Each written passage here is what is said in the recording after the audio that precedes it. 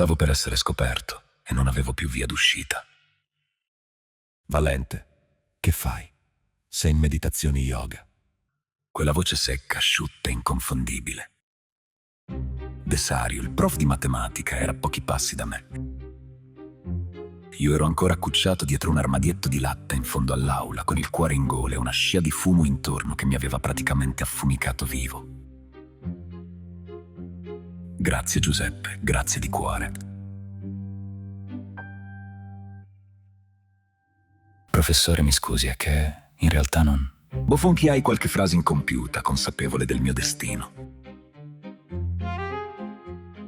Forse è il caso di spiegare come ci ero finito lì. Era il 1984, l'atto finale, il quinto e ultimo anno per noi maturandi del liceo scientifico Galileo Galilei di Bari, quelli della quinta E. Quella E diceva già tutto, senza bisogno di tante parole. Le classi fighe erano la A e la B, quelle con i figli dei politici e dei professionisti, quelli che potevano permettersi di scegliere.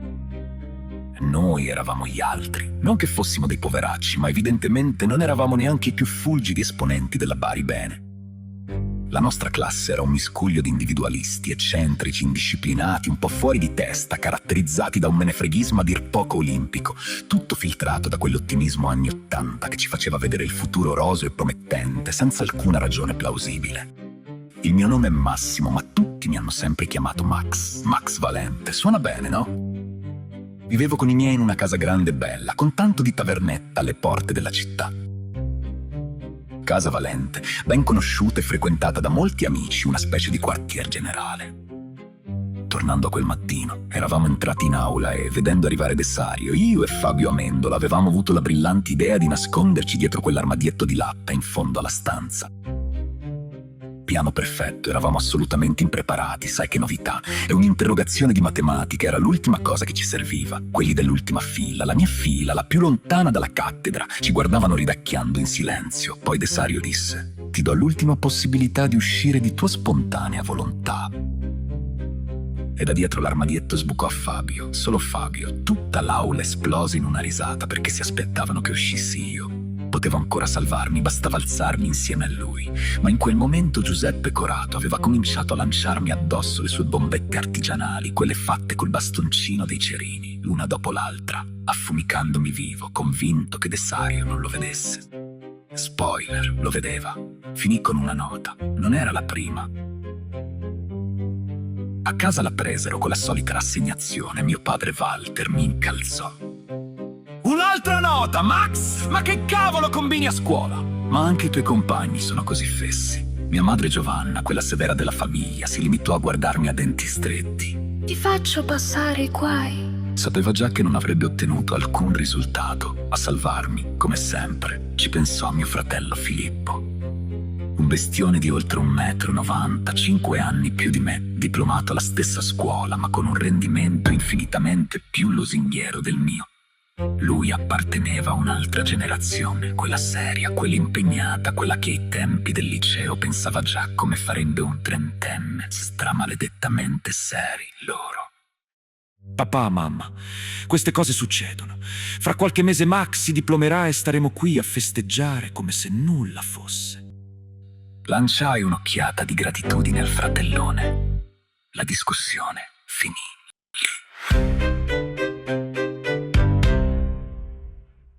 Qualche giorno dopo c'era la festa dei 18 anni di Armando Porro, uno dei pochi secchioni della classe, sempre cortese, sempre un po' fuori da tutto. Il solito buffet di panzerottini, focaccine, birre e bibite analcoliche. Ma soprattutto c'era Tiziana Feo, la più carina della classe. Occhi azzurri, presenza magnetica.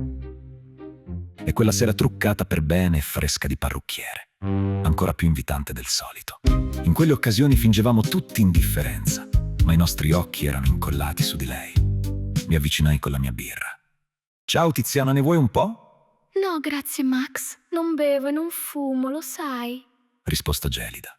Stavo cercando di recuperare con una storia inventata sul fatto che stavo pensando di smettere di fumare, quando dal nulla si materializzò Diego Barone, il mio migliore amico. Sigarette in una mano, birra nell'altra. Diego, capelli neri corti, casinista, irriverente, sveglio, suonava la chitarra e il piano, miscuglio di cultura classica e passione per il rock. Niente in lui era banale. Probabilmente pensava che due cacciatori intorno alla preda avessero più possibilità di successo. Non andò così. Tiziana ci liquidò con un Bene ragazzi, buon divertimento. e sparì, lasciandoci lì come due allocchi con il sorriso idiota stampato in faccia. Che figura di merda, porca miseria, disse Diego mordendosi il labbro. È inutile, risposi io. Non si può andare a caccia nel giardino di casa. La serata andò avanti tra Franco Pagano che girava per la stanza come un pagliaccio su Let's Dance di Bowie, Stefano il nordico che sfiniva Diego con i Dire Straits e McEnroe e Giuseppe che cercava di fare colpo su un'amica di Tiziana senza cavare un ragno dal buco. Io ballai due lenti con Simona Coccia, che mi trovava carino. Non era esattamente la mia serata, ma ci si arrangiava. Verso la fine, io e Diego avevamo esagerato un po' con le birre, quasi brilli, sottolineo quasi, perché di solito reggevamo molto bene l'alcol.